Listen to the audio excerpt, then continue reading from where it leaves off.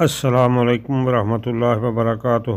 خاتم الانبیاء سیدنا محمد مصطفیٰ صلی اللہ علیہ وسلم کی پیاری تعلیمات کی روشنی میں ایسے عمل کے بارے میں بات کریں گے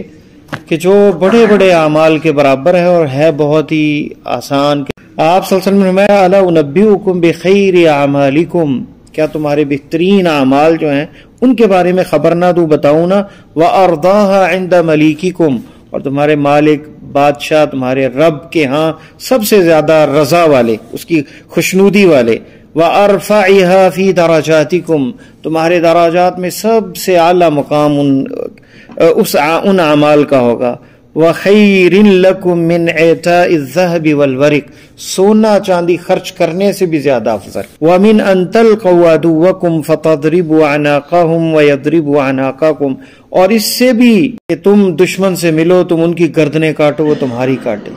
اس سے بھی بہتر۔ قالوا وما ذاک یا رسول اللہ، صحابہ نے کہا وہ کیا ہے اللہ کے رسول، کون سا ایسا عمل ہے؟ قال ذکر اللہ، آپ نے فرمایا اللہ کا ذکر، سبحان اللہ کا ذکر، الحمدللہ کا، اللہ اکبر کا۔ ابو درداء رضی اللہ تعالیٰ عنہ کی حدیث ابن ماجہ کے اندر کتاب الادب میں ہے، شیخ البانی نے اسے صحیح کہا، صحیح ابن ماجہ میں بھی ہے، اور کلم الطیب میں بھی ذکر کی، اور مشکات المصابیح کے اندر بھی موجود ہے، اور شیخ البانی نے صحیح ابن حبان ماجہ میں اس کو صحیح کہا ہے۔ اور باب فضل الذکر، ذکر کی فضیلت، تو جب ذکر کہا جائے گا وہ اس سے مراد ہوگا، اس کے فضائل جب بیان ہوں گے اس سے مراد وہ ذکر ہوگا جو اللہ کے نبی صلی اللہ علیہ وسلم نے بتایا ہے، جس کی فضیلت بتائی ہے۔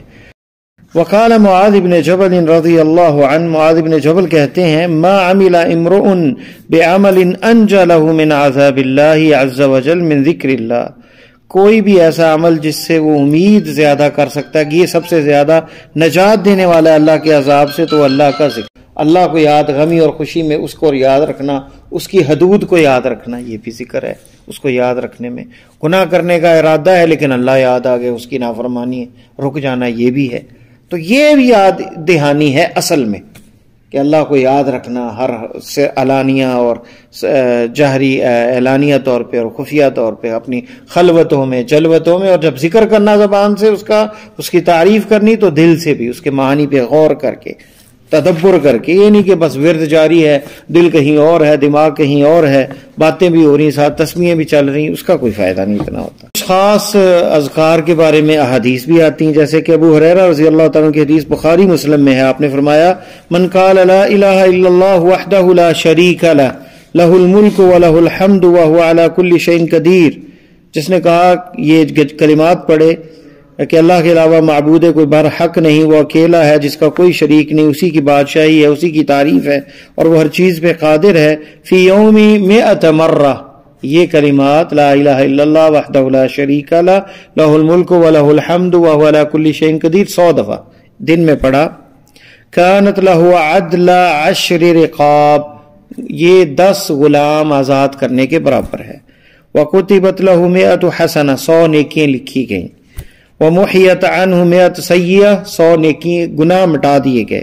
وکانت لہ حرزا من الشیطان یومہ ذالک حتی یمسی، وہ سارا دن شیطان سے محفوظ رہے گا، حرز بن جائے گا، یہ اس کی حفاظت بن جائے گی شیطان سے، حتی یمسی، حتی کہ شام ہو جائے، ولم یأتی احد افضل مما جاء به الا احد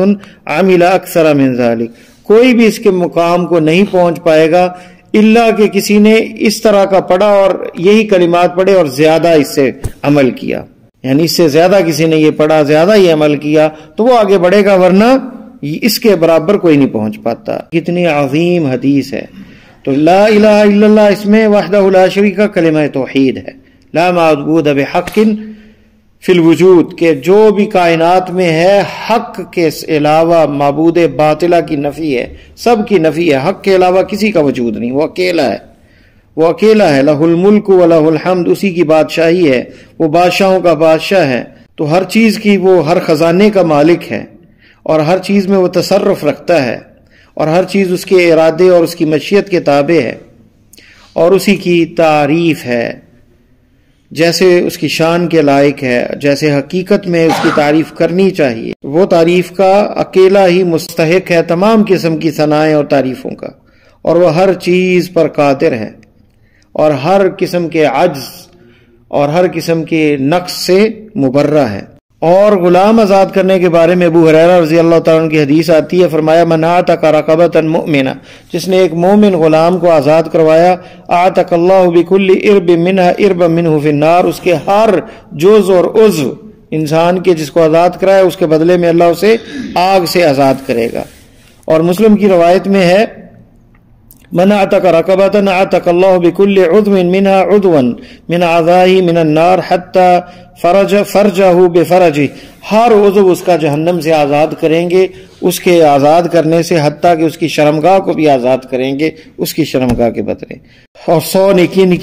لکھی جائیں گی، 100 گناہ معاف ہوں گے، اور شیطان سے وہ حفاظت میں ہوگا تو وہ اسے گمراہ نہیں کر سکے گا، وسوسہ نہیں ڈال سکے گا ان کلمات کی برکت سے۔ تو اللہ تعالیٰ سے ہمیشہ توفیق عمل مانگنا چاہیے، اس لیے نماز کے بعد بھی اللہ کے نبی صلی اللہ علیہ وسلم نے کیا سکھایا کہ رب اعنی علی ذکرک و شکرک، اے اللہ ہماری مدد فرما تیرا ذکر کرنے میں، تیرا شکر ادا کرنے میں، وعلی حسن عبادتک، تیری عبادت اچھے طریقے سے کرنے میں۔ دوسری حدیث جو ہے ابو ہریرہ رضی اللہ تعالی عنہ کی، اس حدیث میں نبی علیہ السلام من قال سبحان اللہ وبحمدہ فی یوم 100 مرہ، سبحان اللہ تسبیح جو ہے اللہ تعالیٰ کی، اللہ منزہ ہے، پاک ہے ہر عیب سے، سبحان اللہ وبحمدہ، پاک ہے وہ اللہ اپنی تعریف کے ساتھ،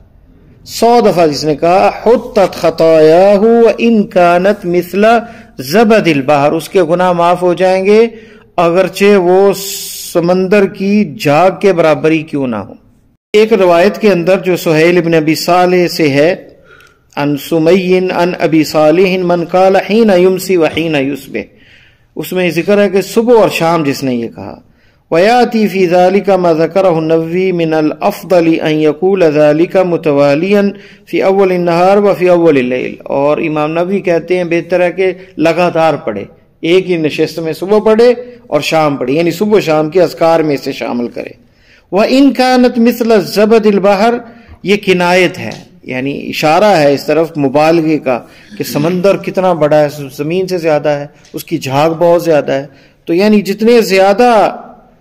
بھی گناہ ہوں وہ اس سے معاف ہو جاتے ہیں۔ امام شافعی کا قول ہے من استحسن فقد شرع، جس نے کہا کہ یہ اچھا ہے صرف اور دین میں کوئی دلیل نہیں ہے اس کے اچھے ہونے کی، تو وہ اس نے شریعت سازی کی۔ یہ اللہ اور اللہ کے رسول کا حکم ہے کہ وہ بتائیں گے کیا فضیلت ہے، کتنی دفعہ پڑھنا ہے، نہیں ثابت تو پھر اجتہاد اپنا پڑھ لو، لیکن لوگوں میں عام نہ کرو اس وظیفے کو کہ ایسا کرنے سے ایسا ہو جائے گا، کہو کہ میرا تجربہ ہے مجھے یہ فائدہ ہوا ہے، لیکن یہ نہیں کہ اللہ کے نبی سے وہ سنت ثابت ہے اور آپ سے جو عادت ثابت ہے وہ سب سے اچھا ہے۔ اور ابو ہریرہ کی ایک اور حدیث میں اسی تسبیح کے بارے میں فرمایا لا نقول سبحان اللہ والحمد للہ ولا الہ الا اللہ واللہ اکبر، یہ 4 کلمات سبحان اللہ، الحمد للہ، ولا الہ الا اللہ، اللہ اکبر، احب الی مما طلعت علیہ شمس، سورج جس چیز پہ طلوع ہوتا ہے مشرق سے لے کے مغرب تک جتنی چیزیں اس میں تمام سے پسندیدہ چیز یہ کلمات ہیں 4۔ اللہ کی راہ میں جو سب سے بڑی چیز دین کے اندر ہم سمجھتے ہیں، ویسے بھی حدیث میں آتا ہے کہ اسلام کی کوہان جہاد میں ہے، کوئی اللہ کی راہ میں شہید ہو جائے تو ہم سمجھتے بہت بڑا کام ہے، جہاد بہت بڑا کام ہے، لیکن کچھ ایسے اعمال ہیں کہ اس کے برابر پہنچ جاتا ہے بندہ اجر میں۔ ہر بندے کے لیے تو یہ میسر نہیں ہوتا کہ وہ جہاد کے میدان میں جائے، تو اللہ تعالیٰ نے یہ موقع دیا ہے کہ بندہ جو ہے جس حیثیت میں ہے اس حیثیت میں اسے بڑے بڑے موقع ملے ہیں۔ قرآن جس کو پورا نہیں آتا تو سورہ اخلاص 1/3 قرآن کے برابر ہے، تو چھوٹی سی صورت ہے۔ اسی طرح جو ہے حج عمرے کے لیے کوئی نہیں جا سکتا، اشراق کی نماز پڑھ لے، فجر کے بعد بیٹھا ہے اپنی جگہ پہ تو اسے حج عمرے کا ثواب مل جاتا ہے۔ مدینہ میں ہے، اسے چھٹی نہیں ملتی، عمرہ کرنے نہیں جا سکتا، مسجد قباء میں 2 رکعت نماز پڑھ لے یا کوئی فرض کی نماز پڑھ لے تو اسے عمرے کا ثواب مل جاتا ہے۔ تو اللہ تعالیٰ نے جو ہے وہ موقع دیے ہیں انسان کو۔ اللہ سے دعا ہے کہ اللہ ہمیں اپنا ذکر کرنے کی توفیق عطا فرمائے، اور ذکر مشروع جو سنت سے ثابت ہے وہ کرنے کی توفیق عطا فرمائے، اور ہمیں اخلاص نصیب فرمائے اپنے اعمال میں۔ سبحانک اللہم بحمدک اشہد ان لا الہ الا انت استغفرک و اتوب الیک۔ یہ تھے محترم محمد جمیل علوی صاحب، گروپ مسائل دین المدینہ یوٹیوب چینل دنیا و دین پر دینی سوالات کے فری جوابات کے لیے گروپ مسائل دین المدینہ میں شامل ہونے کے لیے 009233520207 00923167983575 00923452095491 دنیا و آخرت کی بہتری کے لیے نماز، مصنون اذکار اور قرآن سمجھ کر پڑھیں۔ نبی کریم صلی اللہ علیہ وآلہ وسلم کی پیاری سنتوں پر عمل کریں، دوسروں کو بھی دعوت دیں۔